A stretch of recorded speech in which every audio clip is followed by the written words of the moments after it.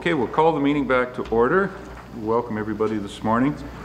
I have a motion moved by Mark Rapke and seconded by John Eccles. Be it resolved that the Council of the Municipality of West Grey hereby returns to open session of Council at 10:03 a.m.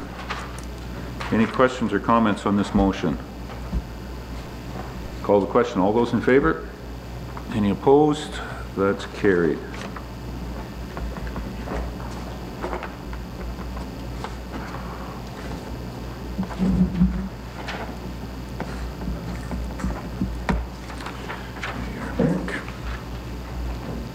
We have no public meetings this morning. Mark. Consent agenda. I have a motion moved by David Molson, seconded by Mark Rapke. Be it resolved that items A1 to C1 inclusive contained in Part 1 consent agenda be adopted, and further that authorization be given for the actions to be taken as may be necessary to give effect to the recommendations contained therein. Any questions on the consent motion? Call the question. All those in favor? Any opposed? That's carried.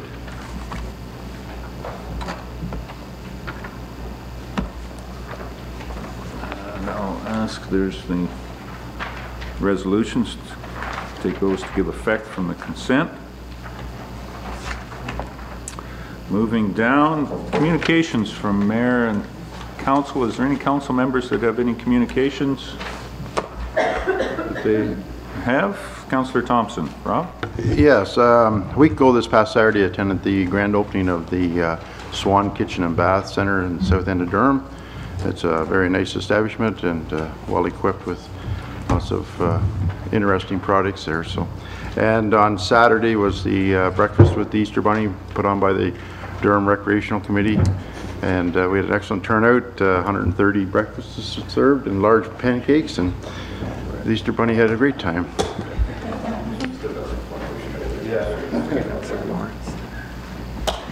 Okay, thanks, Rob. Councillor Lawrence. Carol? Well, the Newstead Recreation Committee had their annual Easter egg hunt as well at the Lions Park, and it was very successful. A lot of fun by everybody. And I too attended that open house at Swan Bath and Kitchen. Councillor Thompson, and I won a prize. Oh, did you? Yeah, won one of the 7 prizes. Set of kitchen taps. Oh, I need those. That's what I was after. Okay, Councillor Lawrence, you can negotiate at after the meeting with Councillor Cutting on the price of the taps.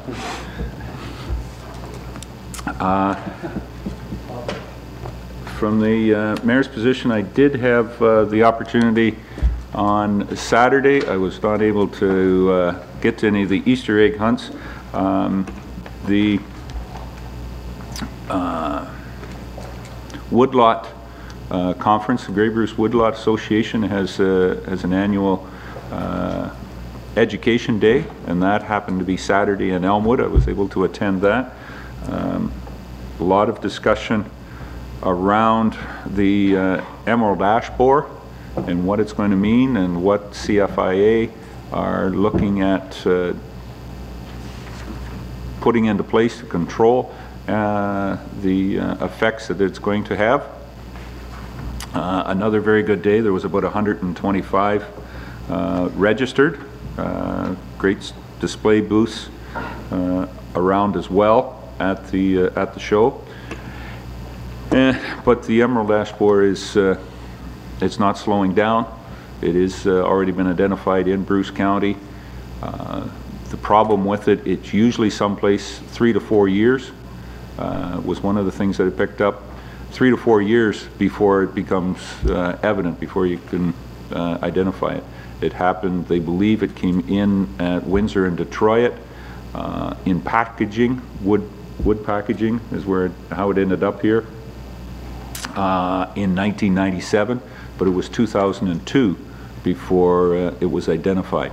So there's points now where they're taking and treating that wood packaging, pallets and whatnot, and not allowing it to come in, but being able to control for other things. But the emerald ash borer is already here, and we can probably expect the same things that have happened in Essex and Kent and Middlesex and Oxford and Lambton and into Huron and up into Bruce. The thought is that it's probably already here, but because it's underneath the, unless you find an ash tree and cut it down and take it apart piece by piece surgically, you're not going to find it until the emerald ash borer itself emerges, is the way to catch it into the leaves, and that's usually 3 to 4 years before that becomes evidence. So it's going to have an effect on our hardwood bushes going forward. There is certainly a lot of work being done on it, and hopefully we can salvage something. The environment looks after itself, adapts. We had went through Dutch elm disease, and it's still here, but we still have a number of elm trees that have adapted and come forward as well too. So looking forward, this is going to be some difficult times for us, but it will get there. Any other mentions from Councillor? Okay, thank you. Then we will move on. We do have a delegation this morning. Jennifer Bloom is here. Jennifer, welcome. And on my agenda, I don't have, I'll let you introduce your compatriot there, but Jennifer is here to talk about something that's been in the news, the Ontario SPCA. And Jennifer, I'm going to turn it over to you. If you you've got a PowerPoint and you've got the mic, so good, we're away. Okay, so thank you very much for making room on your agenda this morning for myself and Inspector Brad Dewar, who's come from our provincial office to be here with me today. Our Chief Inspector's been traveling with me for a few presentations to answer questions relating to the provincial side of this decision. However, she was not available today, and Brad agreed to fill in. I will try and keep the PowerPoint presentation as brief as possible to allow for questions.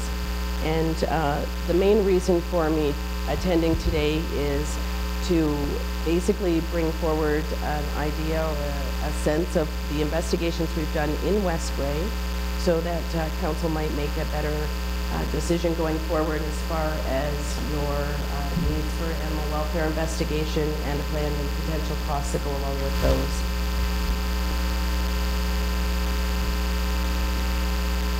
So the Ontario SPCA was established in 2002.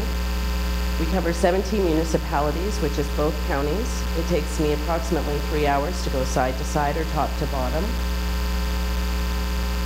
We do an average of 400 complaints of cruelty and neglect each year in both counties. Those investigations are conducted by myself and one other agent. And we enforce the Ontario Society for Prevention of Cruelty to Animals Act.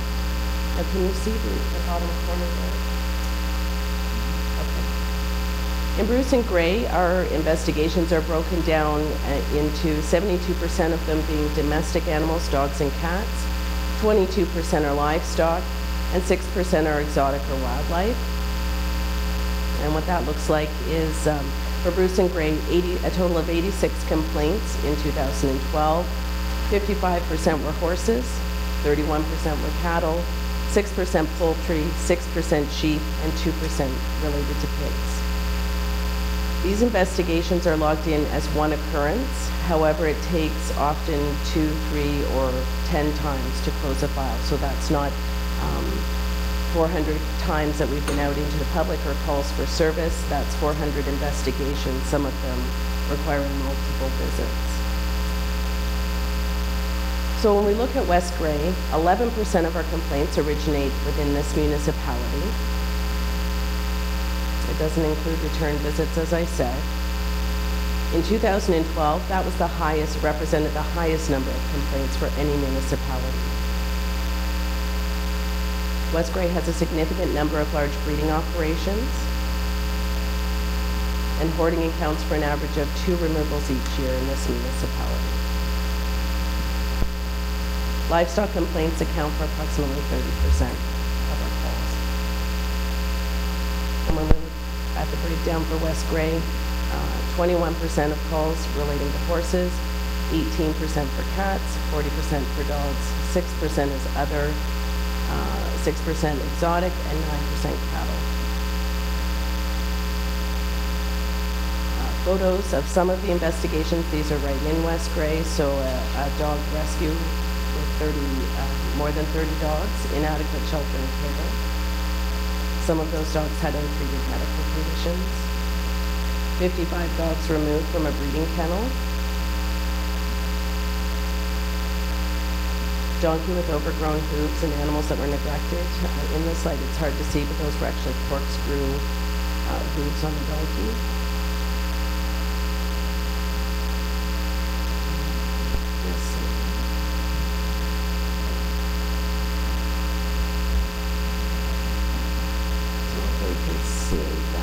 This is what 150 cats looks like.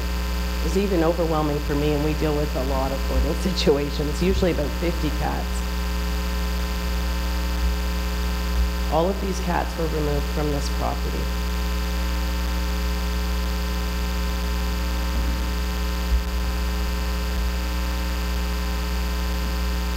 And those cats were, some of them are inside, most of them are outside.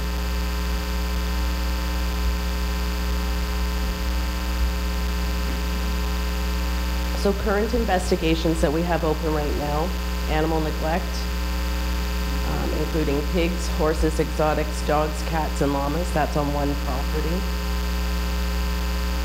Horse neglect: one horse was emaciated with untreated medical conditions.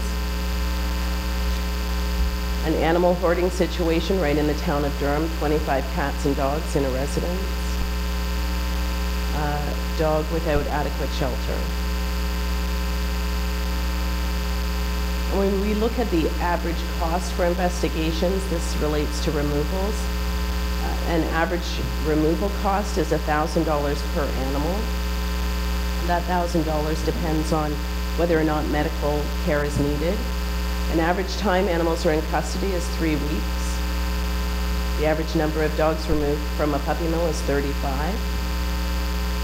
If we do the math, 35 dogs, $25 per day board, $875 per day at an average of 21 days is $18,000.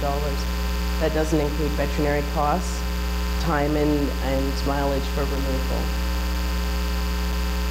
An average cost of removal for, let's say, a hoarding situation, if you have to hold the animals, $10,000 to $50,000. And if you end up being required to hold animals for a significant amount of time, those costs go up significantly.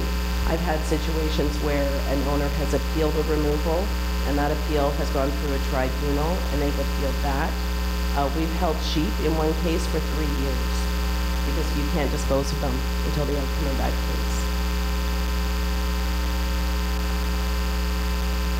So when we look at a cost comparison, our cost for doing investigations is $180,000.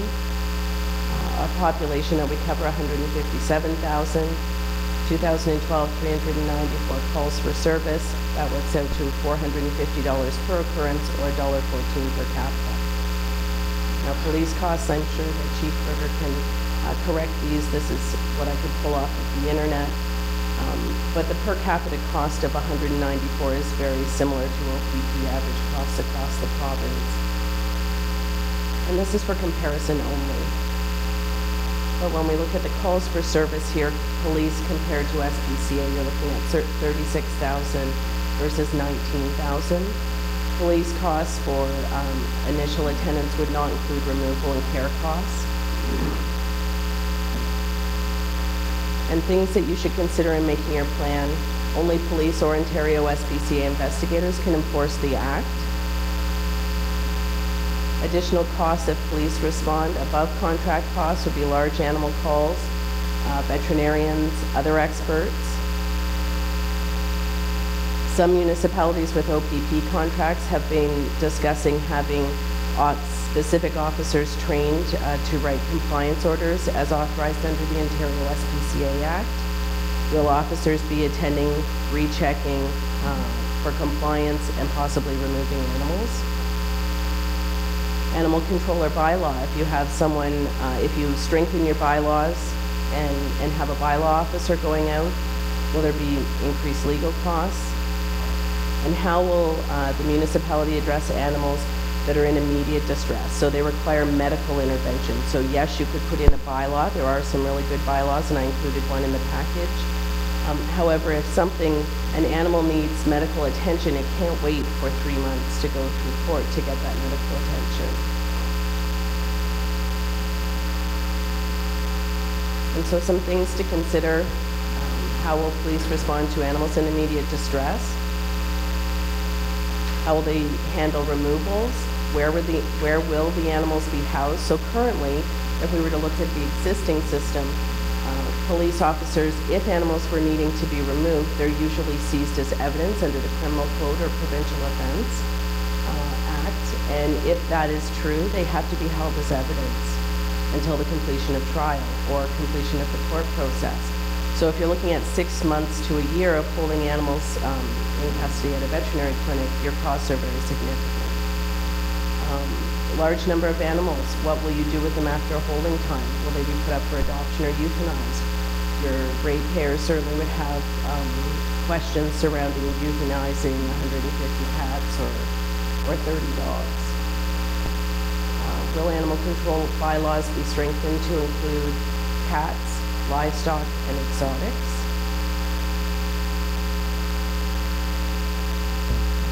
And certainly the Ontario SPCA is willing to continue to work with this municipality, your police, and bylaw to look at what your needs are and help you to come up with an effective plan.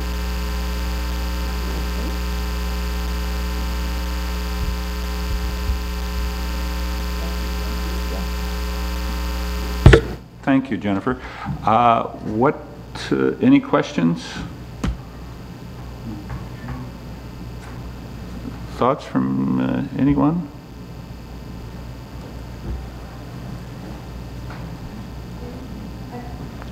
Sir, I go just ahead, have Carol. a question.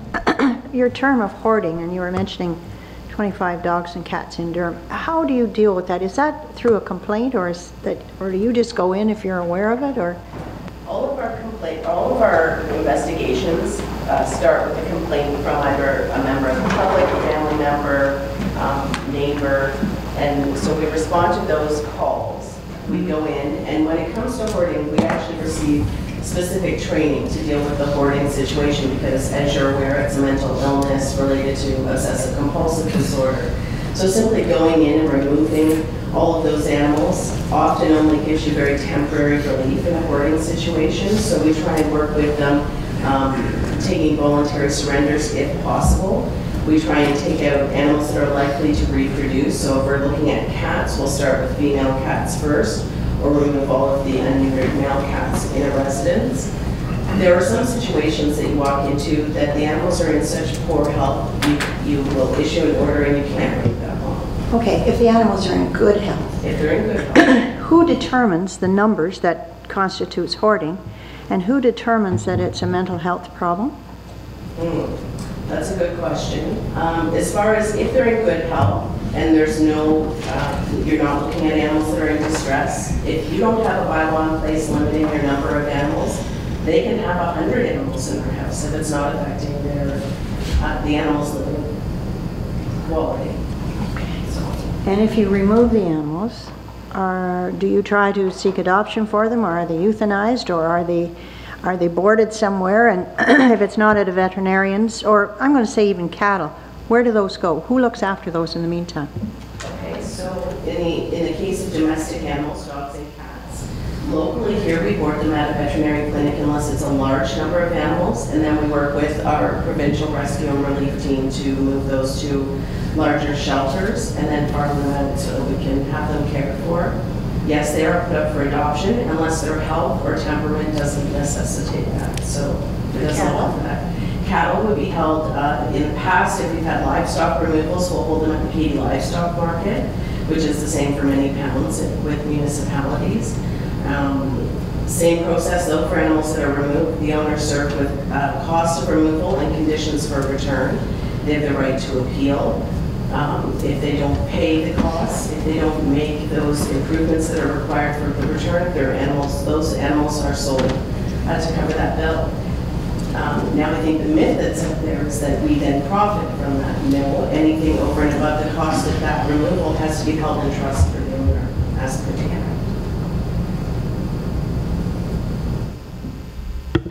Any other questions at this time?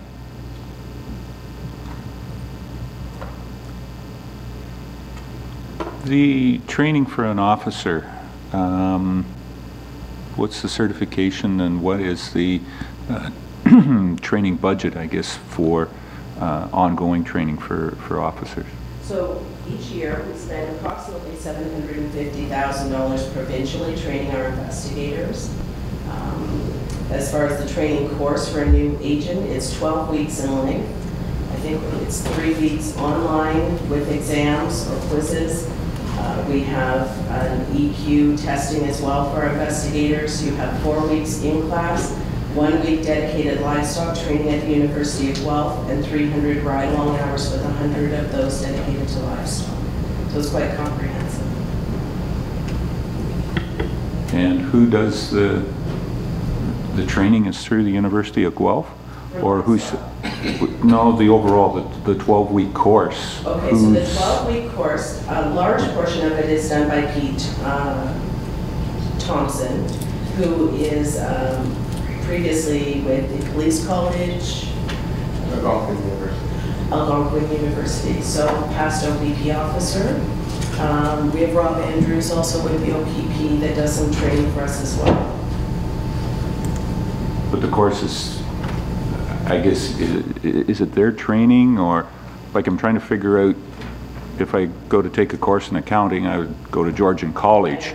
Okay, so there are some Georgian College has an animal welfare course that you could certainly take for a background in this, but it's in-house training from the Ontario SPCA. So if we're looking at training police officers, they would have to go through the Ontario SPCA currently to get that training. And that training then is, I guess, who certifies that training? Like, if I take my grade 12 equivalency, it's the Ministry of Education that has that. Just so it's in-house training, who oversees that? Yeah, or Community Safety and Correctional Services. Okay. Minister Meyer. Okay. Thank you. Any other questions? Don, Councillor Marshall. Yes, as far as I know, the municipalities have not been had given any funding to the SPCA, and I guess you're here today to ask for funding. What's your plan, or? Well, certainly that has been a question that's been brought up at a few municipalities, sort of what would the cost look like if the Ontario SPCA was to continue providing service. You are correct, in the 12 years that we've been here, almost 12 years, no funding has been provided at a municipal level. What we would be looking at, if we're, depending on the number of municipalities that were interested, $180,000 is what we would need to cover. So whether that is a shared cost through municipalities, whether it is a fee for service. So some municipalities may say we want police to do initial calls, and for some of the harder, more involved calls, we have someone come in. We really haven't gotten to a point where we're saying this is what we're here asking for. I know some municipalities have suggested taking it to a county level and looking at the fee being paid that way, with similar to conservation authorities like this. And certainly we're open to discussing anything that is helpful. Some municipalities have been very frank and have said we feel that we can handle anything that's going on in our municipality on our own. And so if that's the case, then I think we need to sit down and look at how we can make that transition as smooth and as easy for the police taking over. I can tell you in one of those cases, the first call that I handed over to them, they asked me to come back to the table. They weren't prepared at that time. It's the removals that are the tough thing. It's the dealing with the immediate distress. You can address a lot of the welfare issues in a municipality by strengthening your bylaws, if you're so inclined to have a bylaw officer that enforces those.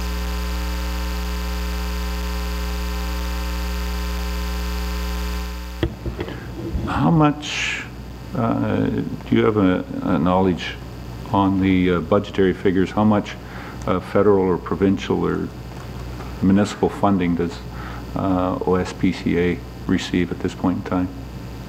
Well, provincially, we've received $500,000 for our training of investigators, so no core operating funding. As far as municipal money coming in, if you're looking at a line that says municipal, that would be for animal control contracts that we hold in other areas. So if you can, Newmarket, we also have that. And I'm not sure the dollar value of that, but we're across the province, that would be municipal money coming in that way. Federal money, I was asked that in another meeting. I haven't had an answer exactly yet, but if I had to guess, some of that could be any federal money that might have come in through the disaster relief fund for the town of Goderich, because we assisted in that as well. So it's a provincial, I guess what I'm saying, it's provincial legislation, but you're not finding any provincial funding to go along with that. Although in the legislation, OSPCA is the directed authority to enforce that legislation?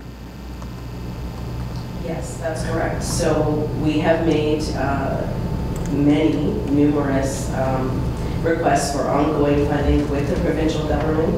There was just a report that was submitted early March to the provincial government, again asking for ongoing core funding. There has been no response to my knowledge about that funding, what it would look like if it's being considered at all.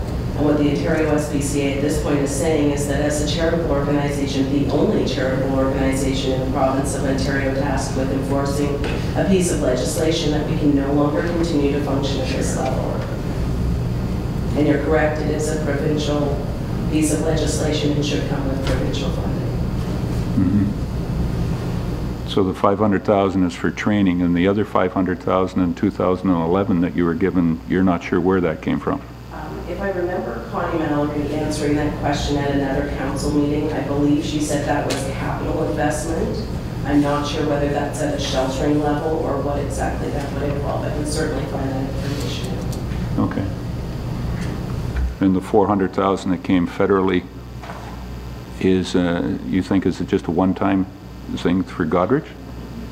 If I had to guess where federal money would be coming in and what it would be supporting, it would be through the any sort of natural disasters or emergency situations that we've assisted with in Saskatchewan in the past, and had other involvement with FEMA as far as emergency response. So that would be my guess. Okay. All right. Any other questions of Jennifer? Well, we thank you very much. I think the council, from my perspective, we appreciate the information, what we've done. Things are continuously changing, as you know, no matter whether you're at home or working on the roads, trying to stop speeders or trying to stop people that are going through stop signs, or whether you're trying to educate them on animal husbandry. I think West Grade Council will take the information, and from what I understand, it was supposed to be March the 1st, but now it is June 1st when, if there's not something that comes up, that the services, or is it June 1st that the absolute services are removed?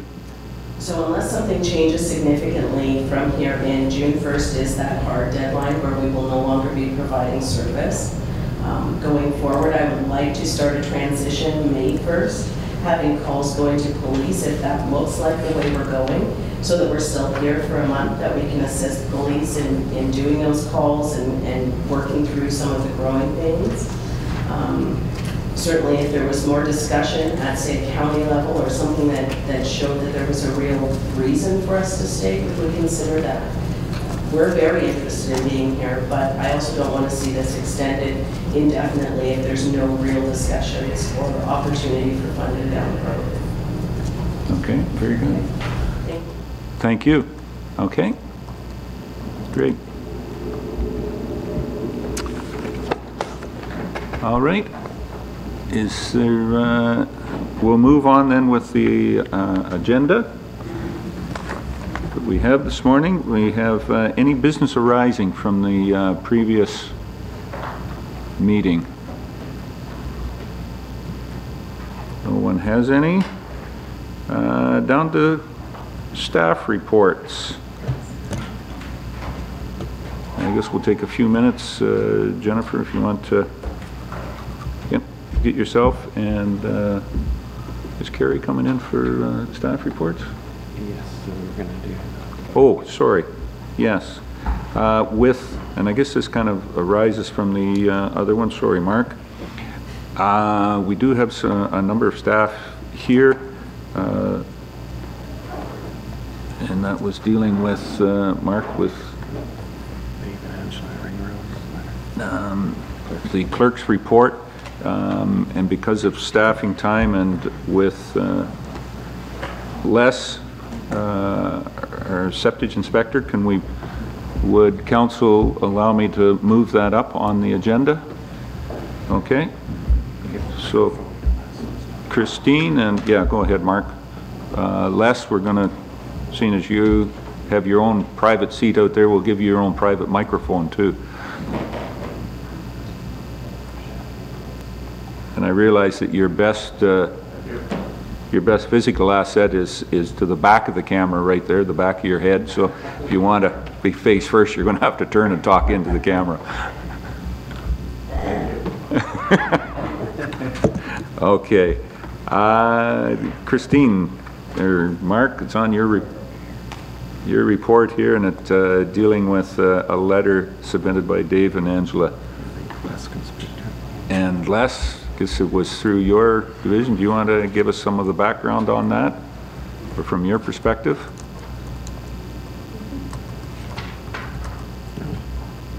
No? Pretty self-explanatory? Very good. It should be clear. I mean, there's no confusion in my mind. Those are the, yeah, I mean, that's the cost, and we've justified those fees and charges going forward. Council have any questions? Mark? Yeah, when we went through these before, I might be mixing up things. I think that when we set fees, is it a provincial mandate that we need to have our costs and expenses, like we can't use it as some sort of, you know, let's call it hidden tax or revenue generation? I think the fee is set by basically analyzing the costs. Do you remember that, Brian? I think maybe actually that was you, that it has to be, basically they match. Like this isn't a profitable venture. This is to cover the costs of doing that inspection, right?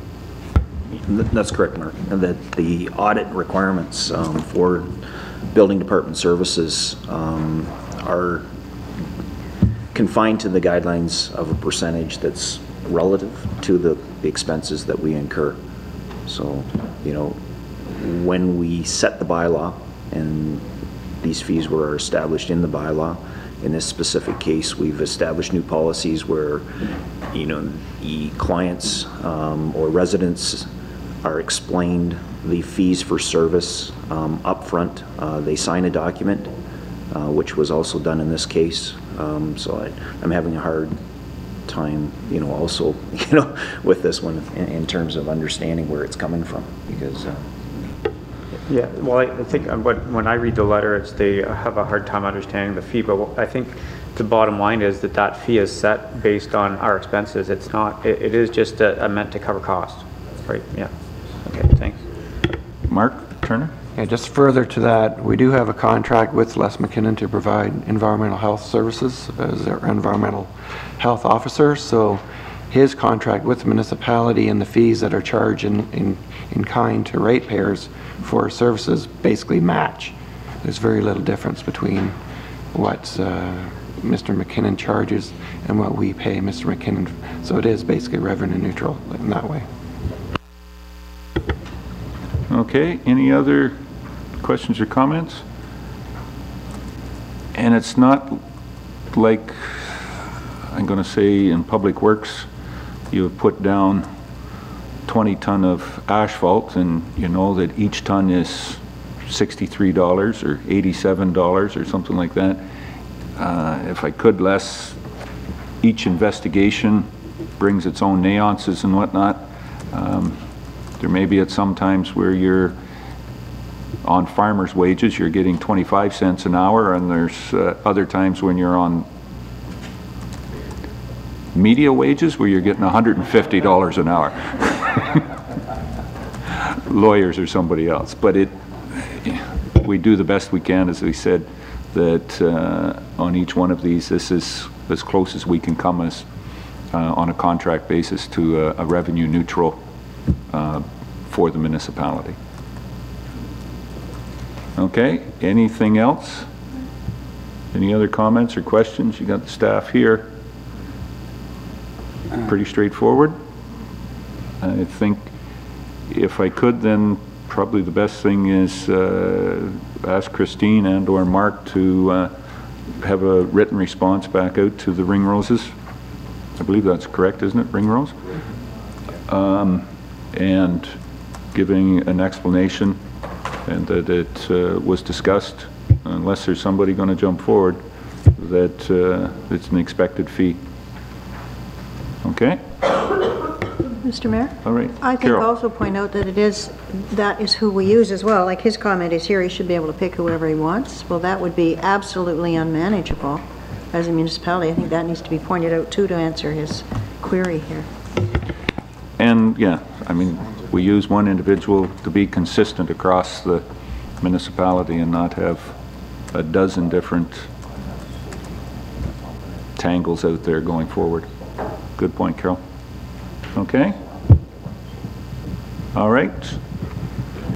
Good. Then we'll move on. Thank you, Les, for coming in. Any final comments? None. Okay.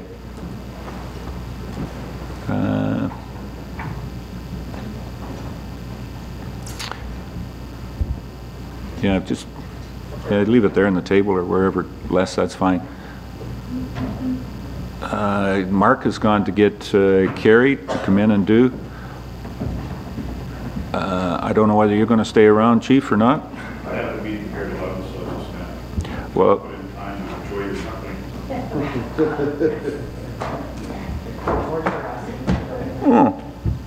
do you want me to comment on that? What your company, how enjoyable your company is? Okay. I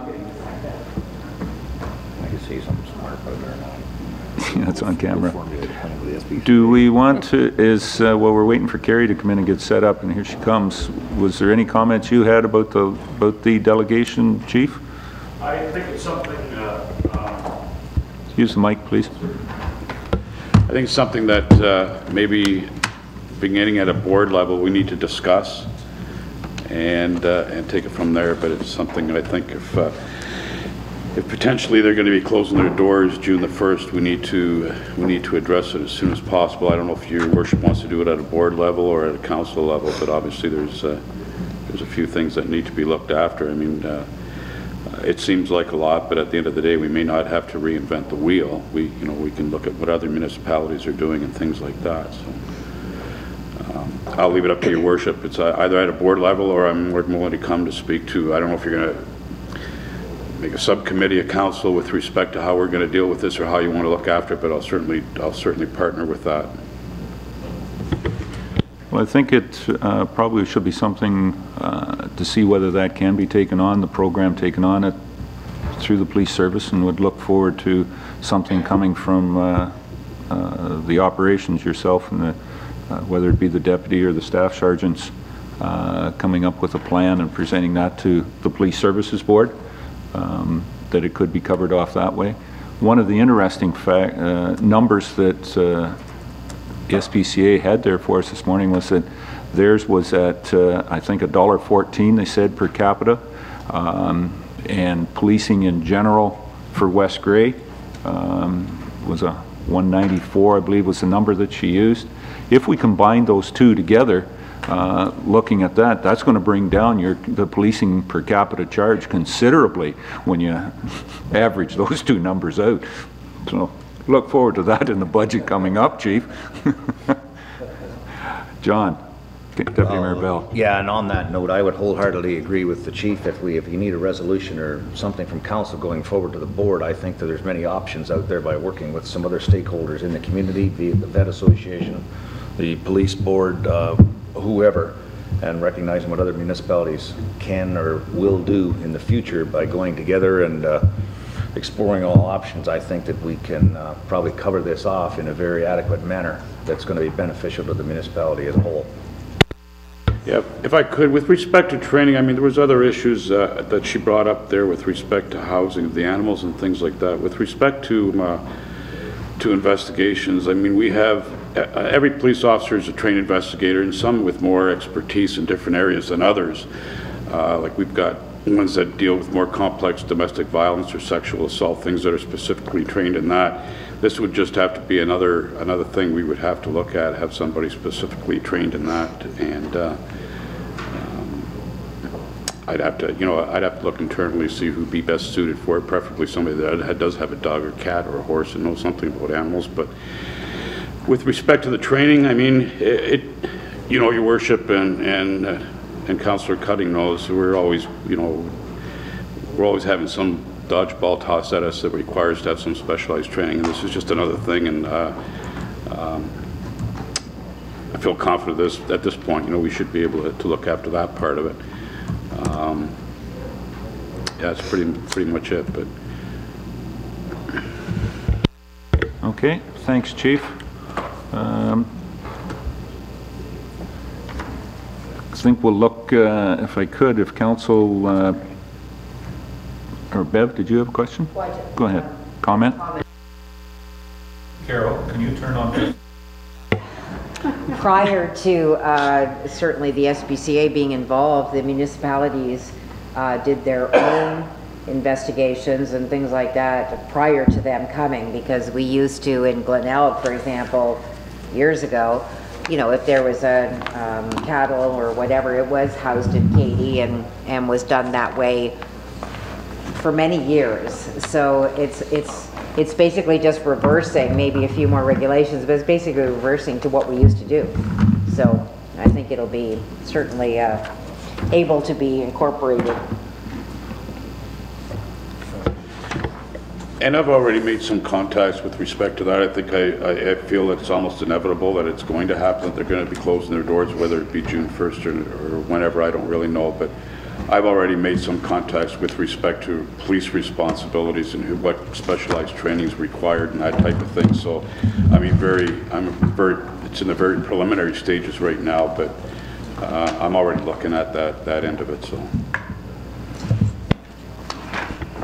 Very good. Okay, everybody fine with that?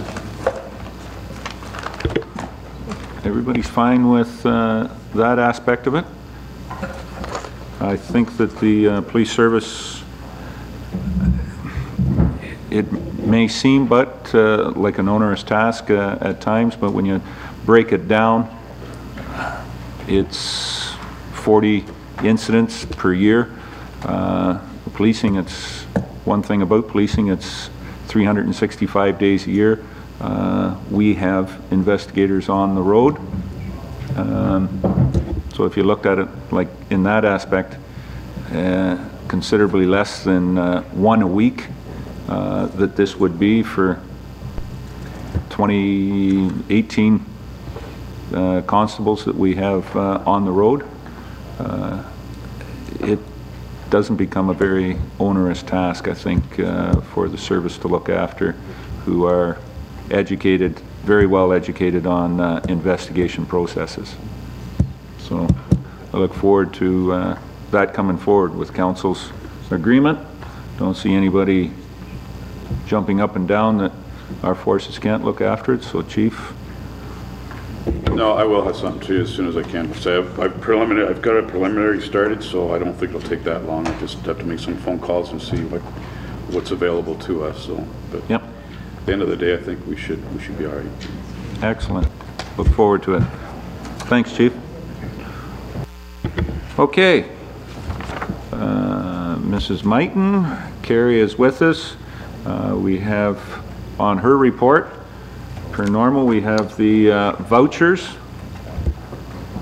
And her report number 1, the vouchers have been out and available. And I have a motion here. Is there any questions before I introduce the motion on the vouchers listings? Councillor Thompson. Rob? Yeah, maybe ask Carol, does the Newstead, they don't have teen dances? No, I have that marked here. Okay. You Yeah. go ahead. Okay, I was just wondering, on page 9, that should be Durham recreational fundraising. Yeah. Yeah, that was, there's 7628 for Durham. Yeah, it's not a mistake. Thanks. Okay. Further questions? Deputy Mayor Bell. John? Well, a couple things, and they concern the purchase of the new pumper truck in Newstead. And I guess we got a lot of, you know, faith and press and all that kind of good stuff, but it's going to cost an extra $7,500 to put this truck into service, I guess, with a safety being the safety. I understand that parts are parts, but I'm not sure who looked this truck over before it went in there. And then there's, yeah, I guess the idea of $2,800 worth of signs on this truck, I think, is a little excessive.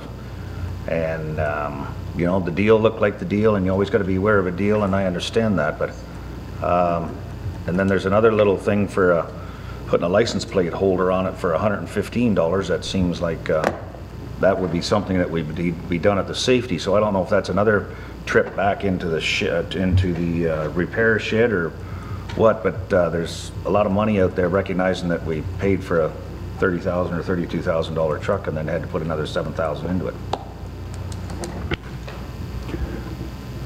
That can be relayed back to the chief, Fire Chief Schwartz, and whether he gets that back to you on a personal matter, or maybe it would be better for him to have that at come and give us an update and conclusion at that at Committee of the Whole. Okay, you be fine with that, John? Thank you. Yep, that's fine. All right. Any other questions on the vouchers and accounts? All right. Thank you. I have a motion moved by David Mollison and seconded by Bev Cutting. Be it resolved that the Director of Finance Treasurer be authorized to pay the accounts presented as voucher number 6, 2013 of the Municipality of West Grey in the amount of $299,805.89. Any questions or comments on the motion? Call the question. All those in favor? Any opposed? Declare that carried.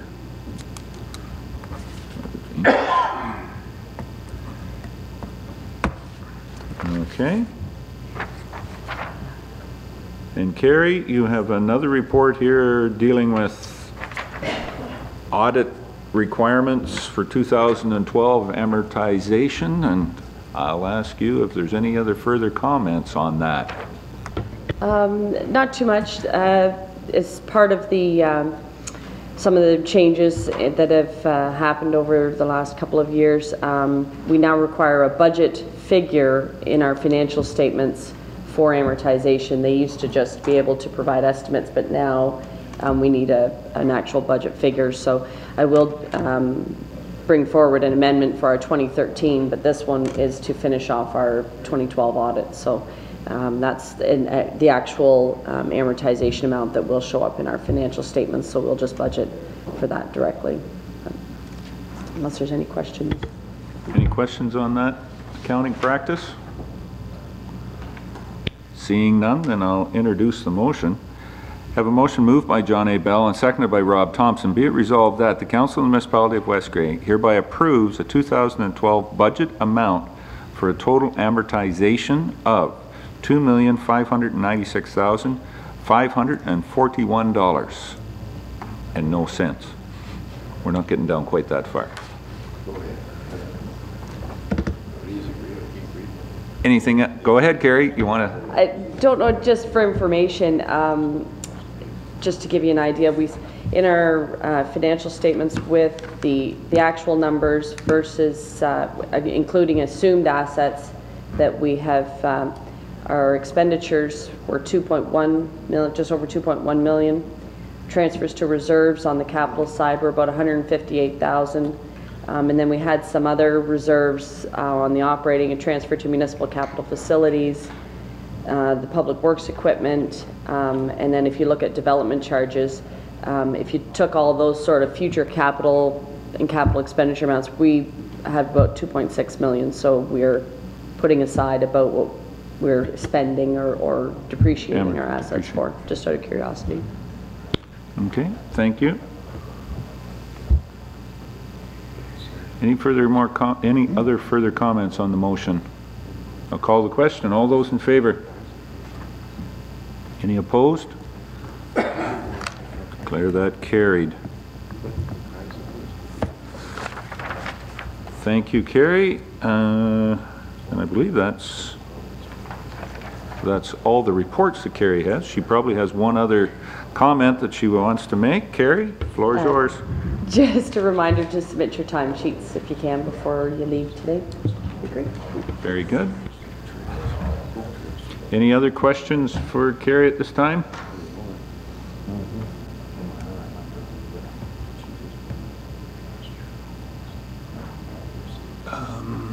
Any other further update on government funding? Okay. Further on some of our updates on other federal grants that may be coming our way. Okay. Look forward to seeing some of that information then later on. Very good. Okay. Thanks, Carrie. Clerk's report. And what are we going to do? Mark's looking to see what we need to do with the Convenience Stores Association. That was pretty convenient. That was pretty convenient. Thanks, Ms. Cutting.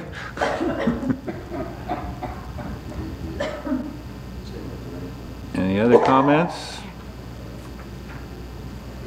No. Okay. I think that direction given there, Mark. We'll note and file that. The second one on your report, we've already dealt with that.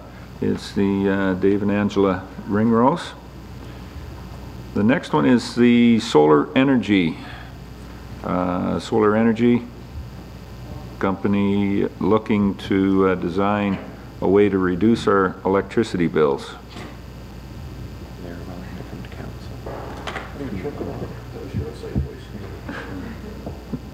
Yeah, it was. That was subtle.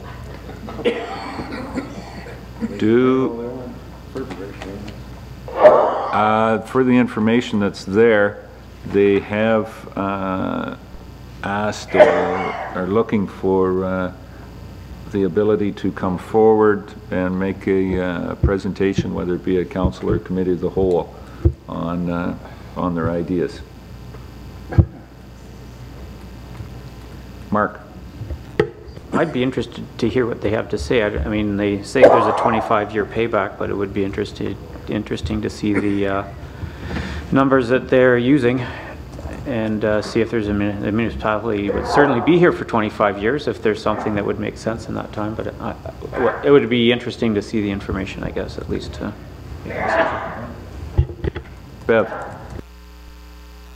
Is this the same company that was here? It is. Would it not be, since West Grey is considering some sort of solar panels on roofs, etc., would it not be better to maybe put out a proposal to have 2 or 3 companies come and give us some kind of, or maybe have a specific meeting for that? Because I wouldn't want to just hear one side. I'd like to hear a number of companies. There was another woman who was here a while ago that said that she would be interested in coming back also to give a presentation to council regarding maybe some community centers, et cetera, et cetera. So I would be more interested in hearing 2 or 3, maybe at a committee of a whole or something like that, and get them all the same time so that we can compare. And because I agree, this is the way that we should be heading this way. We need to start generating some income. And this is one way we can do it as a municipality. save the tax dollars. Have you had any indication, Mark, there's other companies out there? Sure, there's others. If there's one, there'll be more. We'd invite. Yeah. How do you propose to do that? How do we pre-select, or do we pre-select, or just put it out, Bev? Yeah. We're looking at or 4 options. I would suggest we just put it out there for, you know, different options for a municipality. There are lots of municipalities who have already gone down this road. We could certainly maybe look into that and see who they've used and if they're happy and whether what they're saying is actually the truth. As far as paybacks, etc., we've sort of gone down a road where we're going to save all this money and don't. So I think we should be very cautious about that and maybe do some homework with some other municipalities and go from there.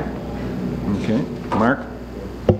Yeah, no, I like Bev's idea of getting other quotes.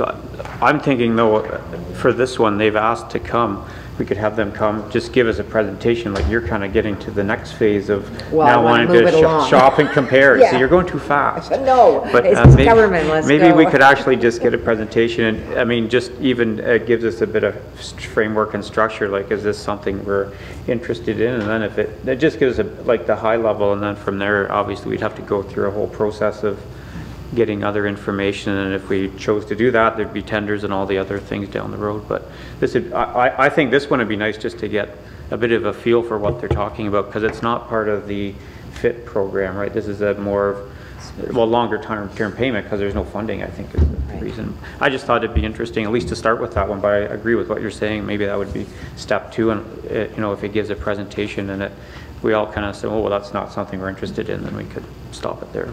But maybe the point would be, your voice is pretty loud, and then I can see it's red.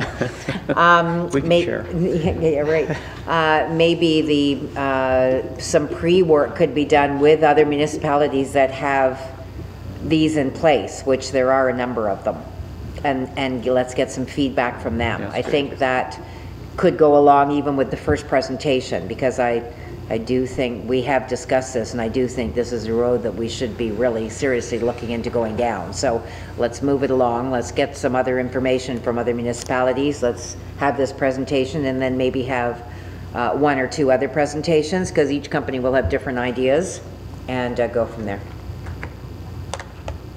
Now you can turn the red thing on. I'll start with John and then go down to you, Don. Well, thanks, Mr. Mayor. Yeah, okay, and you hit on a couple points, I guess, right near the end that I would be in favor of if we take a cautious approach to this, because I know that there's councillors here with more experience than I do around this table. I think there was some hydro distribution done a few years ago that didn't pan out very well for the municipality.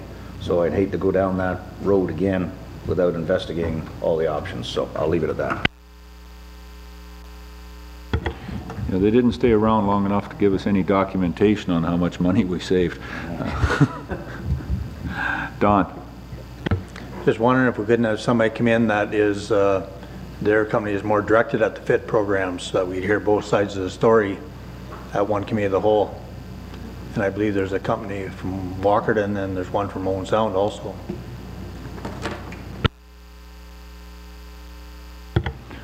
Bev. Well, I agree with that, because when you hear it at one time, 1 in the morning or 2 in the afternoon or whatever, then the information is all, your head is in that mode, and you can gather much more information in one day rather than having them spread out 2 or 3 months at a time, where then you're trying to, you know, go back and remember what one said. And questions, you know, as you get more knowledge, there's more questions, and those questions can be answered in a day as opposed to a month later. So I agree with you, Don. Dedicate a day and let's do it and look at it and see what's going on. Okay, Carol? I like the idea, but let's please not do it at Committee of the Whole. We're missing so much now. If we fill a Committee of the Whole date with that, we're missing more. So could we not set up a separate day for that? I think, yeah, now that we've expanded it, I mean, if it was just one, probably could do it at a Committee of the Whole, but if we're going to have 3 or 4 presentations, let's set something up where it is just that, presentations and proposals, information gathering session, so it'll be whether it's an afternoon, a full morning or an afternoon type of thing, or maybe it is a whole day of energy zapping proposals. All right, good with that?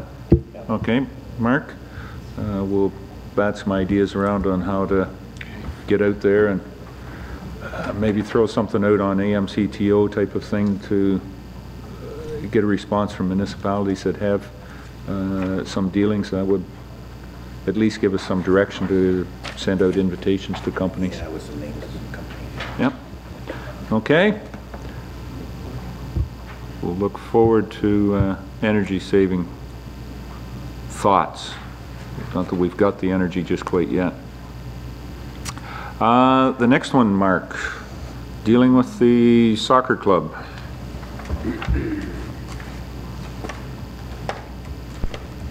And you want, this was in the agreement. Council had wanted to see a few things about how this was going back. And that is your proposal. Carol?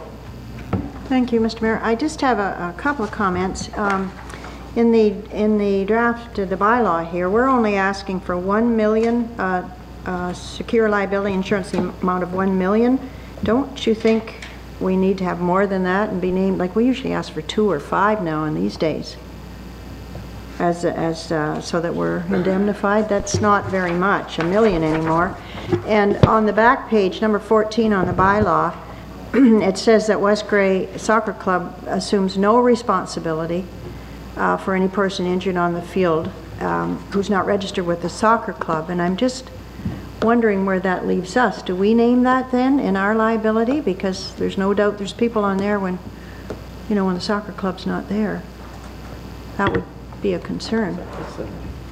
I guess it's, yeah, in reading through it, it's our facility. But the question I have is, if the West Grey Soccer Club has a game against a team that traveling team, whether they're from Chatsworth or whether they're from Clarington, it doesn't matter. They're putting that team on. Who's covering? Because that player won't be covered by the West Grey Soccer. They're not members of the West Grey Soccer Club. Who are we on the hook? You know, for a game that they're hosting. That's my question. I understand. That goes farther the soccer. even yet. Yeah. The soccer club in 2 o'clock on a Sunday afternoon, and you know, family's just down there kicking the ball around. I can understand that. I agree with, but the way that reads to me is, you've got a soccer game going on. They're only going to look after. They're hosting it, and looking after it. I think there's got to be a little bit more to it. That to me is a problem, and then like I say, that number 8, I don't think that's enough. The 1 million isn't enough.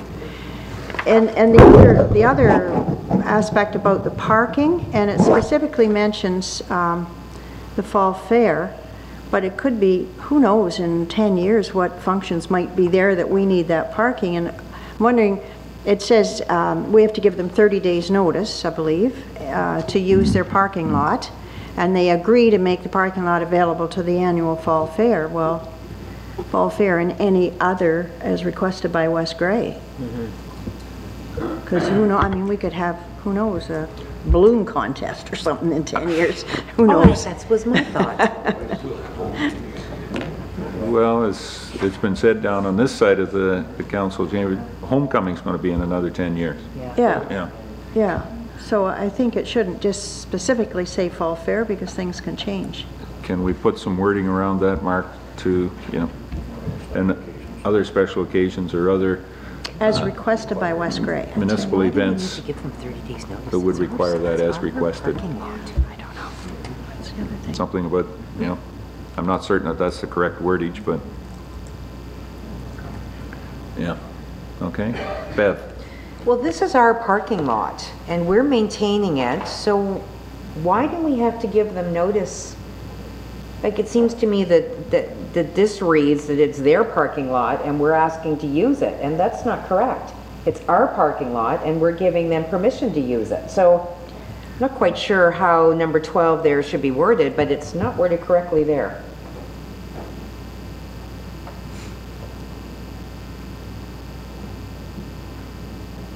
Go ahead. I think the only concern that's for that provision, or the reason for that provision, is to make sure when they're having their soccer games, et cetera, that the parking is available for them. Perhaps we can work something, an amended section for that. Well, I can understand that, but let's not put the 30 days in. You know, like maybe I don't know what might come up, but we might have a ton of people coming in 10 days. Like we shouldn't be, and Bev's right, that's our parking lot. We're going to maintain it, so I think just with proper notification to them, but not 30 days. Thanks. Yeah. Maybe not be specific to it. And for any function, as opposed to specific.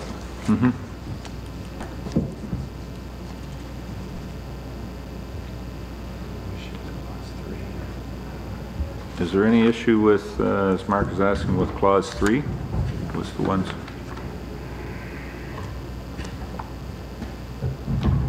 around the termination of the agreement, Mark? Yeah, as noted in the report, they have a concern about the one-year written notification to terminate the agreement. Obviously, if they put 25, 30,000 into a sprinkler system, then the municipality gives 1-year termination shortly thereafter, then that would be a concern, I would think, to the club.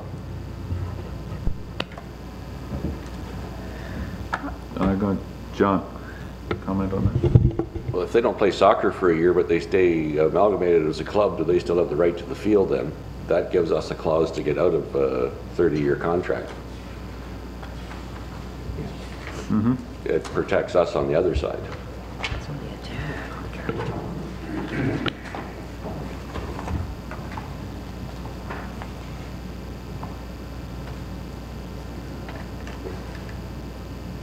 Your comment, Carol? Well, I keep hearing if they put in that kind of money, that probably included bringing the water in. On the other hand, they're asking us to put up, wasn't it 11,000 that estimate to bring it in? I mean, you know, we're putting a lot of water in too, but I guess my point is you can't really foresee the future. I can't imagine any reason we'd need that, but if there is, then I think we have to have a year, like an escape clause here. Well, I certainly agree. We definitely need an escape clause. You can't, as things change. If we don't have an escape clause, that the brand new 3-field soccer pitch that Acme Industries is going to put in here with Wile E. Coyote, they wouldn't be able to get out to, you know, they'd be forced into this. You know, being a little facetious there, but I don't foresee any council getting out of it, but there may be reasons that you would have to get out of it, but it would be negotiated over that year period. It's not, you know, kick them to the curb type of thing. Bev? Also, number 1, the 10-year term starting today, I think that date needs to be changed, obviously. Like the 15th of April or something, yeah. The date of signing. Put it as the date of signing. All right. I think that one's easy enough to fix. Okay. Go ahead, Christine. Certainly, I was pleased that council had some discussion around the insurance, but I draw your attention to clause number 11. I'm not certain of the impact or what it is specifically that it is being addressed in that one sentence. Oh yeah, that's not right. Well, why not? They do their own scheduling. Yeah, no contact the schedule of the facility use. Means if somebody else wants to use the facility, they're the scheduler. So, Your Worship, what I'm wondering is if there is an ability that this can be taken back to staff, cleaned up, and presented again to council, if that is an option for you. It says it's non-transferable. That should state for the soccer clubs. But yeah, that's a soccer club that's setting up, you know, for the soccer game. I mean, we've never been involved in that. No. My concern is that it is a very straightforward sentence, and the implication may be that they're scheduling the facility use, the rental of it. So I was concerned about the impact on that.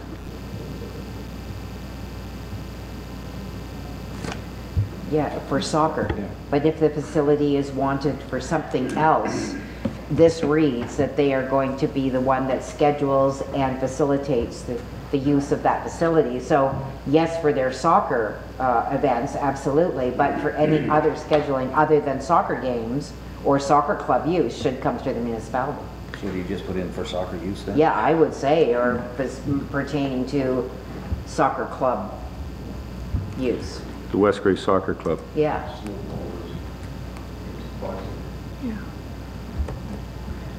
Okay, Mr. Mayor? Carol? Well, there's actually an example of that, because during Old Home Week, there was some things going on down there, and that was through the soccer club. That didn't come through here.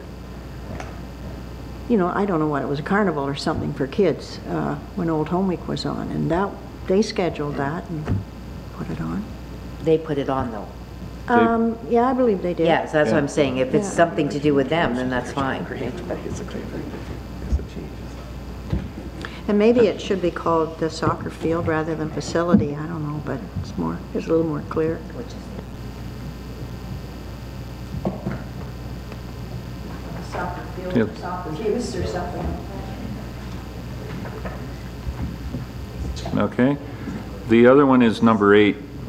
I've heard the 1 million isn't enough. I mean, this came from the old agreement. Now's the time to adjust it.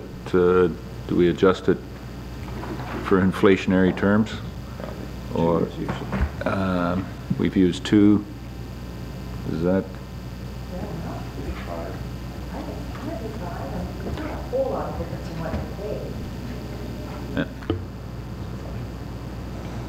I would suggest 5. 5. Absolutely. Okay. I'm just trying to facilitate the discussion here, not dominate the decisions. Okay. 5 is agreeable? Yep. Very good. Carol?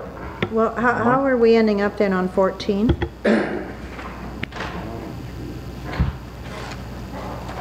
to amend it to include the opposition team, some kind of wording.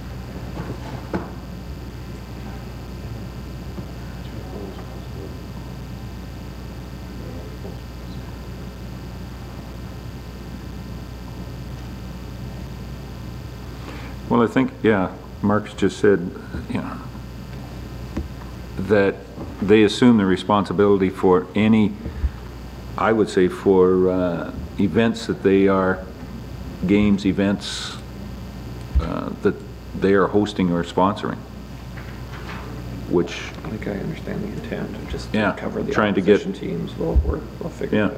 It's to cover off the opposition, because that way it's just saying, you know, as you said, it's a registered member of the West Grey Club. Well, what about the, as I said, the other club members? So, yeah, we'll address that before it goes out to put on that it is members of the host team, the teams that are being hosted or whatever. John Eccles. And fans?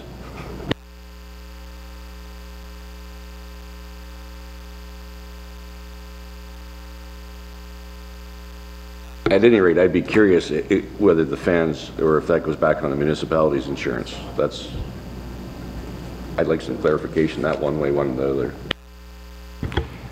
Yeah, this one's specifically is indicated to the soccer field, so it's I think they're trying to escape out of that, players. Their liability would be somebody slips on the stands, gets hit by an errant ball type of thing. That would be covered off by their liability, but this one is almost an exit clause on their liability on participating on the field, and I think they have to take that responsibility. In the same context, I would be, if I was a parent and had a child in the club, does it mean that they have no coverage when you go to, you know, another field and per se a child had a torn up knee ligament or separated shoulder or broken collarbone type of thing? Yeah, there's no liability when they're playing away? I assume they have insurance for their club and to cover that sort of thing, but, and you know very well though, if something happens to an opposing team and this stood as it is, we would get hit. We will anyway, but at least there's a buffer in there, there's another insurance, so I think that has to be. And I wonder, can we then have the right to inspect what they are putting in for liability, so we're sure that it's, like, they have to satisfy us that their liability coverage is proper and properly worded and covering the proper things. Yes, and I think that's very appropriate. If it's not covered in their insurance, then it would automatically come over to ours, and you're acutely aware that that could occur. So if we're up front, have that discussion with them and have the appropriate coverage requested of the soccer club to have for their insurance, I think that is very prudent, and we should work with them accordingly on that. And I think in number 8, that part of your question is covered off, Carol. It's, you know, and they've got to provide annual proof, very similar to our agreements with the snowmobile club or whatever. They've got to come in with a certificate. So yeah, I think we're okay there. It's just the dollars and that they have it on events that they're hosting. Further, you had one more question, Carol? I just wondered how Mark ended up with number 12.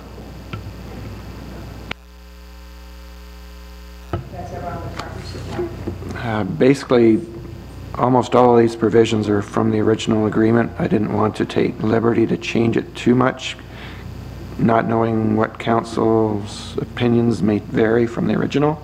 So that's why I brought this agreement as a draft, not as a bylaw at this stage. That was exact wording other than the wood show was taken out. But I mean, after our discussion, how did you end up? The wording, that's what I meant. Not how you ended up with this coming forward, but after our discussion, what have you ended up with to put in there? So it's going to speak to any other events requested by West Grey, 10 days notice, and we'll... Going to state 10 days as opposed to just proper notification or sufficient notification? Whatever council wishes. I thought I heard 10 days, but... No, we did hear that, but have we agreed to that, Mark? Just a suggestion, do we just change the wording that the West Grey Soccer Club is entitled to right to use of the parking lot? It's our parking lot and they're entitled to the right to use of it. I don't know if we're, I think the difficulty is here is it's trying to be worded that they have control of the facility when in fact we do. So if we word it the other way, it's just they have use to it, to the parking lot. Access. Should be might make it easier, right? That address control, make sure they have control. Yeah. And they will want control around their events. Yeah, they have first right of refusal for their scheduled soccer games or something. Yeah, but we'll maintain the parking lot, and other uses will come through the municipality. Christine? I might be reading this wrong, but isn't it backwards? Should they not, the soccer club, provide us notification when something comes up and it's your parking lot? So if they've got an event going on, they notify you.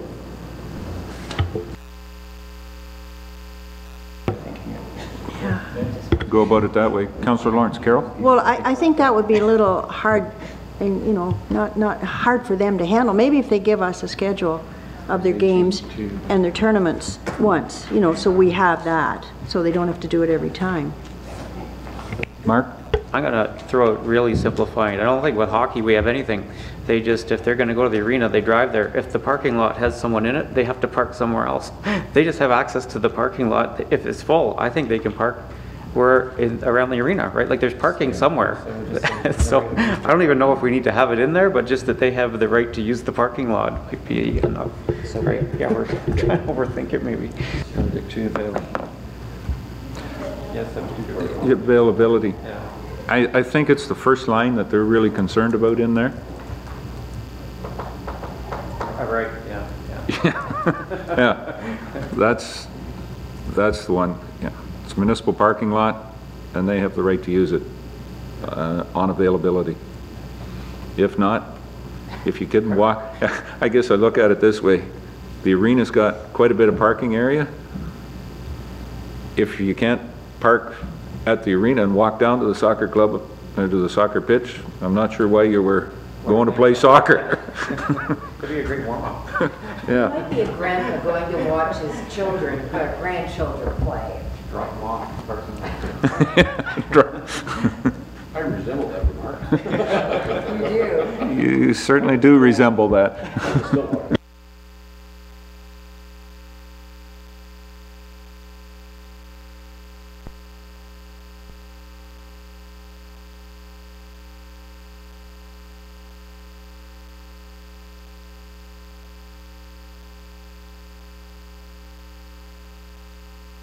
Good. Okay. Anything else in this one we want to revise before we have it come forward to us? Because in the moment now, it's still just in draft, so it'll come forward to, at the next meeting would be the 15th, Mark? All right. Okay.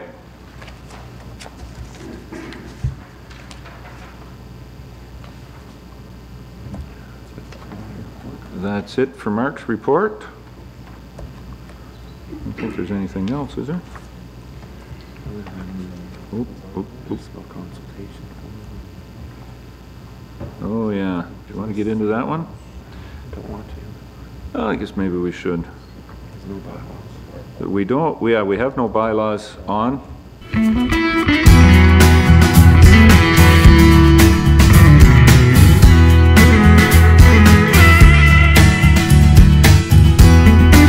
Okay, we'll call the meeting back to order. Wanted to spend just a little bit of time. We have a wind turbine project that maybe some people aren't aware of that is happening in West Grey. They must have been vacationing in Taiwan if they don't. What we do have on the at administration level, we have two pieces that I think we should respond or have the duty to respond to.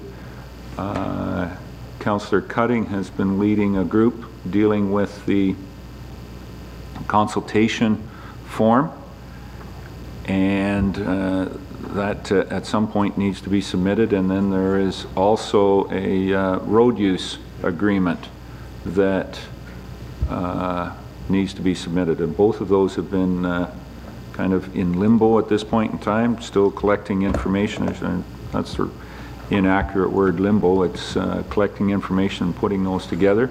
So just was looking for an update of where we're at, and is there a thought, Bev, of a completion date on that consultation form? First of all, what needs to happen is there has to be a request for a peer review to be done by certain whatever companies are have the technology or the information that can review the studies done by NextEra. That is the first notice of business. And within that request too, we do not want, or when a request for proposal or a request for costing, I suppose, for reviewing all the studies, we want also a list of companies that have, we don't want, or we want companies to disclose if they've worked for the provincial government in the last 5 years, or whether they have worked for any wind turbine or wind energy companies in the last 5 years. Those are to be submitted with the proposal. That's where we sit right now. So as far as the REA goes, it's on hold until that is completed. So that's a suggestion that the working group is making as a request to council. Yep. To have that. As well, when you're looking for a peer review, it would be that the company hasn't done any work with any of the opponent groups as well too. Yep, yeah. A clear-cut group. Yep, a true third-party group that have that expertise. I would think that we'd need a resolution, or yeah, a resolution from council requesting that. Okay, so I'm taking it you're probably willing to move that. I will second. And Councillor Lawrence would second that. It's the only way to have a fair, you know, a fair Clearance. understanding of the different studies that are done. I mean, I have spent countless hours, weeks actually, probably months, trying to study these reports and look at them, and I have come up with some information and some questions, but I am not, you know, an environmental assessment officer. I am not this, that, and the other thing, and so I get a little mind-boggled by them. So I think that it's really necessary to have an outside independent peer review done to give us. I know that the other independent peer reviews that have been done for other municipalities have come up with some large concerns with the studies that are being submitted by the turbine companies, and I think we need to question those as well.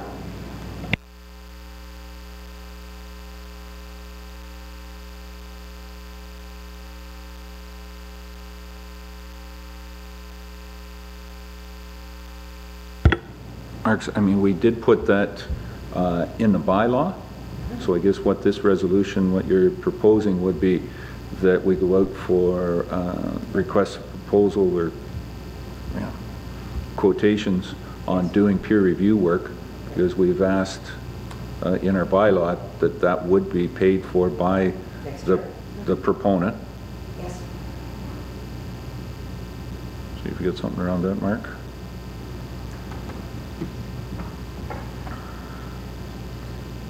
That the, and that peer review needs to be done, I mean, just as a way of background information, before we can complete the consultation notification, we have to have these documents peer reviewed.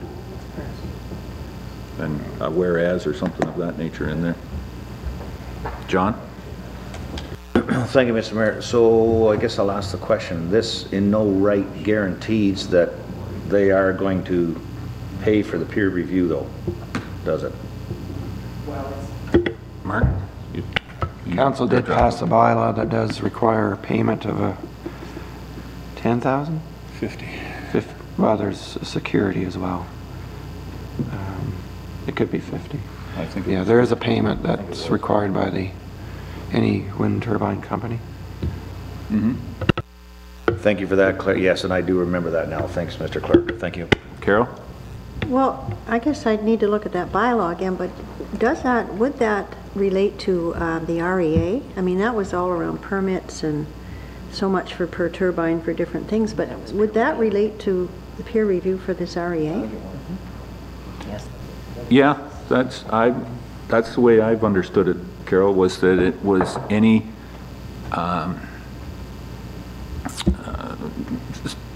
process that needed to be peer reviewed, that this that they would have to put up the funds, and it would be an ongoing at 50,000. I can't remember whether we put in there if it's drawn down at what point it needs to be topped back up again, but very similar to what our planning process is as well too for those peer reviews. So what's the process here then? We go out, for, like we're looking for quotes or whatever on this, and we're going to select someone. Then we bill NextEra for this? Is that what we do? Yep. No, I would say before we start them working, there's a bond that's put in place. That we have, okay, so what if they refuse to do that? Then we have no way of submitting that consultation documentation. That's okay, as And long that- as the government doesn't go ahead, or the ministry doesn't go ahead without our comments, because that's why we're putting the REA in. Well, and I feel that that's my understanding of the Green Energy Act, is that until there is a comment from the municipality, we have no comment, or here is or an explanation as to why that isn't there, the consultation letter or form, they won't accept that as a complete application. That was made very clear at the meeting that you and I were at in Toronto. Mm-hmm. So then we would notify the ministry that we are going to peer review, so just so they don't Yep. submit theirs and, you know, ours isn't showing up, that they are aware that we are requesting or requiring a peer review. So we would notify the ministry that that's what we're doing. Yes? I have one more question. We might just a little off that, but you mentioned the road agreement. We have, why do we have to have that done very quickly if we haven't even agreed to have these, you know, the REA isn't even in, they're not approved. Is there a deadline on this road agreement, or why do we have to? No, today was just, it's not saying that we need to meet a deadline or anything. We need to have a, there needs to be, we don't need it. Nextera needs a road agreement, or the proponent needs a road agreement to be able to, from my understanding, submit the application as well too. Oh, okay. That has to go in with theirs. Yes. Okay. In for the application.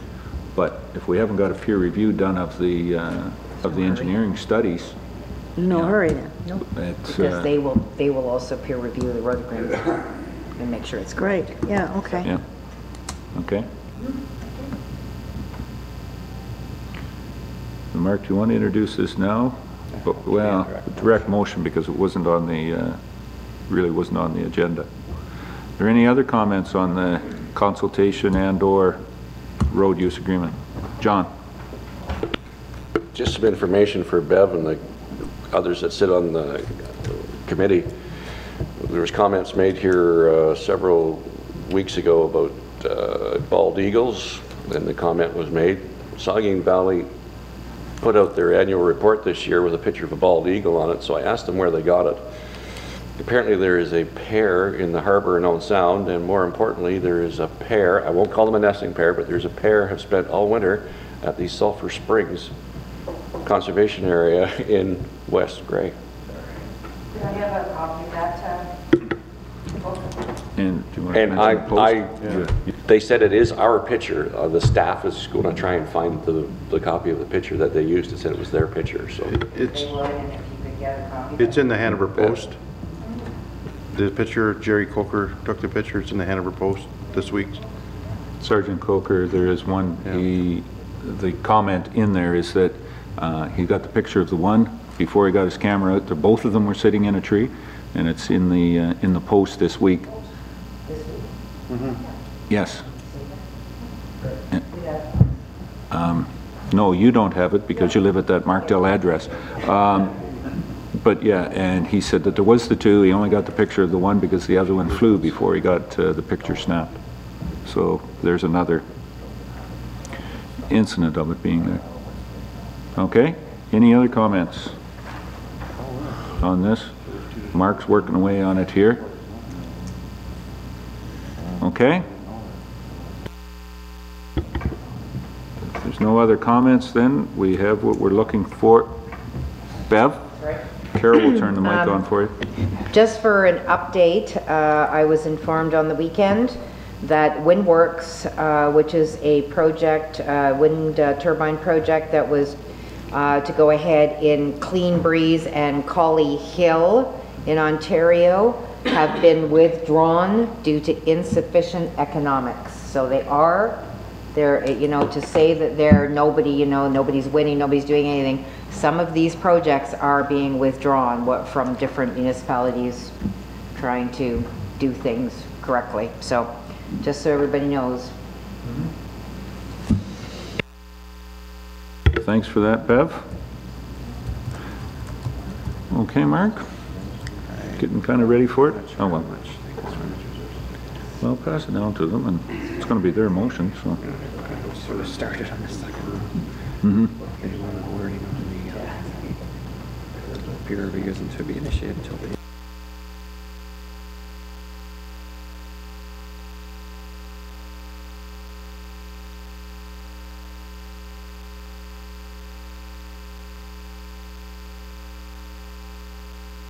Any other new business at this point in time? Okay, seeing none. Addendums?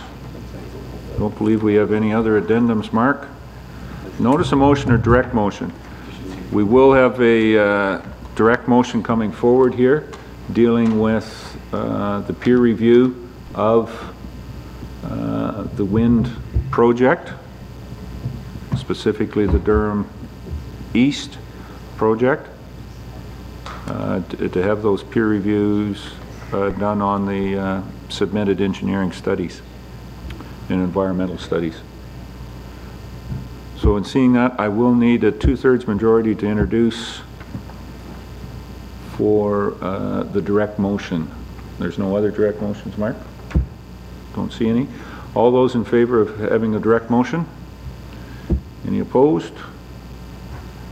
That is carried. Have the 2/3 majority to introduce.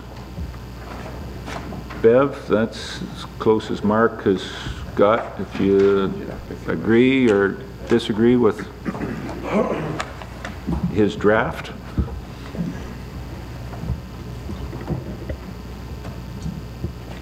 So wait for that motion. So basically, that would be the response, the road use agreement you had done to the peer reviews. Yeah. And then Ken, for your part, the road use agreement, until we've got the peer review done of the studies, and I don't know whether they want to throw in what their studies are going to show on the bridge and culvert, what their thoughts of that, whether they're going to need some engineering work on that. I would suggest, if you can, get a hold of the company and tell them that we're requesting a peer review and that those should be forwarded to be peer reviewed before we can get a road use agreement in as well too. Okay. Yeah, since our meeting with them here back 2 or 3 weeks ago with the engineering gentlemen that were included in the room, they did send us another road use agreement, but there was nothing included in there about our discussions in that room that day. There was nothing included regards to buried cable or enclosed in concrete or anything like that. So they're just, they don't, whether they didn't pick up on that the day we were in there or not, I'm not sure, but it's I'll just leave it at that. Okay.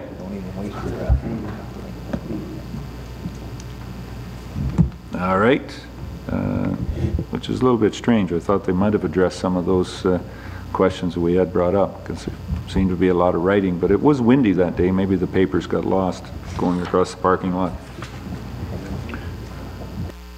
Okay. So the direct motion I have is moved by Bev Cutting, seconded by Carol Lawrence.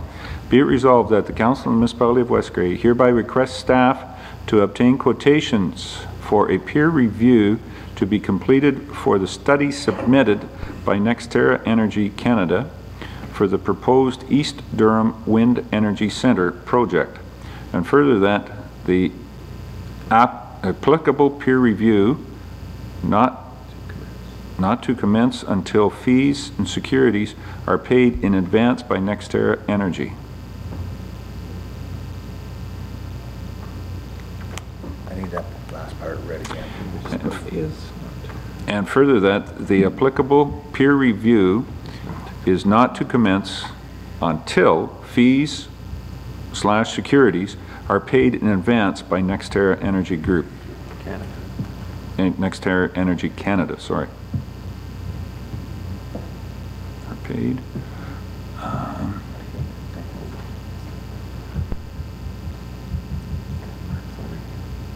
Instead of NextEra, I say proponent. I think you need to identify.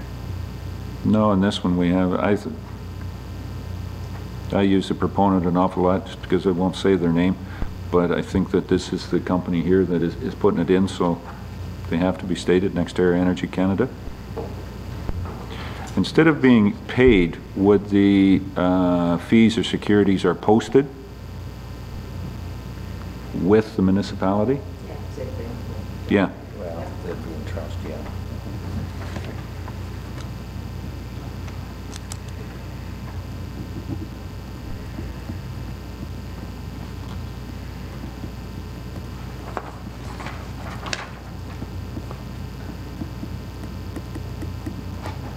Municipality in advance by NextEra Energy Canada. Carol? I want to suggest that Bev, as chair of that committee, be involved with staff when those quotes are going out. There are certain requirements that she, as she reiterated here a while ago, you know, third party, clean, that sort of thing. So I would like her to coordinate it with staff that she's involved when that request goes out.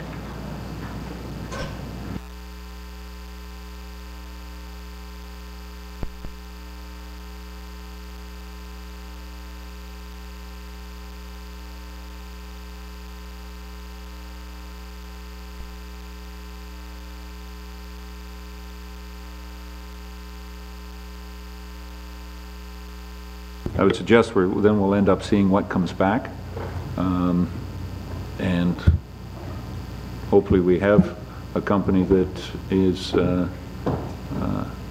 true third party, arm's length from any conflict.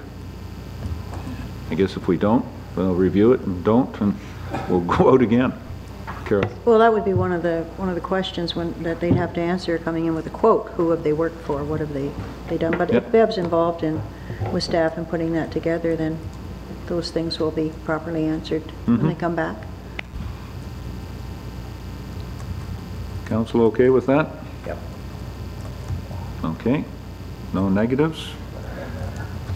You have been voluntarily told, Ms. Cutting? Voluntarily told. Well, thank your counselor to your right. She was the one that volunteered you. Getting paid back for the job I did. Yep. Yep. One with the other. Okay. Everybody, any other questions on the motion? I'll call the question. All those in favor? Any opposed? That is carried. Okay, Mark. No more closed, there'll be no closed session. We've been through that. Question period. Mr. Bell. If I could ask a question, CEO Christine or Clerk Mark, could you take this? When you sent us a piece of correspondence, and I should ask this earlier, I apologize, about reciprocal insurers, can you expand on that? And is that something that would fit into West Grey, or is there any need to pursue this, or? Stay away from them. Okay, I think I just heard the explanation here to my right. Go ahead, Christine. Okay. From time to time, we do get correspondence from insurance carriers that offer this type of service. Certainly, the last go-round of tendering, there was a company that provided that. Didn't adequately suit West Grey's needs through the tender process. We just put it forward for awareness. It was an email that we received, so we certainly want to always forward that on to council. Council is, as you know, involved with an insurance carrier for the year. We can, at council's discretion and will, whether we go to tender next year or whether we just continue on, that's an upcoming discussion. Very good, thank you. Okay. Just and maybe further to that, the municipality at one point, one of the former municipalities did have a reciprocal insurer. Not sure whether it was for a year or 2 years they were involved with them. The problem with reciprocals, they don't do a very good job of doing their actuary work of what's going to be needed. Basically what they do is, fine, here's your premium. Oh, and if we get a case and it's 3 or 4 years down the road, well, you're going to pay that much extra. Everybody's going to kick into the bucket to cover it off. If they haven't been reassured enough and have to purchase more insurance or cover off a claim. And that happened with West Grey as one of the former municipalities, and I believe it somewhere in the range of $35,000 to $40,000 over a 2-year period, or it might even been 3 years, that we had to pay off by being into that. I will say, John, and I don't know whether you're privy to that, but the County of Grey was with a reciprocal insurer for a number of years past. I think it's about 3 years now that we've gone with Cowans to cover off the county's insurance. but they were with the reciprocal for about 10 years. Our estimates are it's going to be another 15 years that we'll be continuing to pay reciprocal payments going forward, to the tune of somewhere around, the last one that I saw when I was on corporate services was about $150,000, plus the $1.4 million that we pay in premium for the rest of the insurance from another insurance company. So I have difficulty trying to support reciprocal insurance in municipalities these days. That little education lesson was well warranted. Thank you. Okay. Any other questions? Municipal Act notices? Seeing none. Adjournment. Council. Oh, Municipal Act notices or notices? Mark. That was something the building official was going to bring up. They were, on speaking with Brian Marcel, our Director of Building Services, and apparently in conjunction with Les McKinnon, they were discussing the possibility of establishing some additional fees relating to Milk House septic issues. Milk House effluent, disposing of that. Yeah. So they wanted to bring that to a future council meeting for consideration. Maybe the best first step is to bring maybe in a report as opposed to a bylaw at this stage. Yeah. So maybe it doesn't warrant a municipal act notice at this point if council hasn't directed that fee be proposed at this point. We'll bring it back to a future council meeting. Okay. All right. Don. I don't think OMAFRA has figured out how they're supposed to get rid of milk house waste. So I don't know how we're going to set in any permit fees or any inspection fees or any inspection process, because the experts, so-called, are lost. They put in a system that lasts for a year or 2 years and it fails, and they try something else and it fails, and they put it into their liquid manure tank and haul it out to the fields. So it's, is it not? You're talking to a couple or one dairy farmer anyway. How did your milk house system ever fare out? With septic. With a septic, and you didn't melt down the septic. With a septic.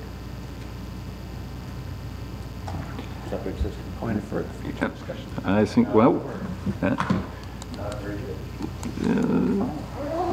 as long as you kept the milk out of it, you were doing okay. Exactly, you don't put milk down. Milk was out in the shop. But there were occasions where, yeah, you might have had a bit of spillage, and that's where you run into trouble. And that's the big one. So we'll bring it, look forward. I'm going to suggest Les and Brian bring forward an information package for us, and then we can, with that information, garner whether we want to step into setting a fee or doing further work with that then at that point in time. Okay, thanks, Mark. Any other questions? Adjournment within 6 minutes of the estimated time. Councillor Mollison moves that we adjourn. I'll accept that. We'll stand adjourned until our next meeting.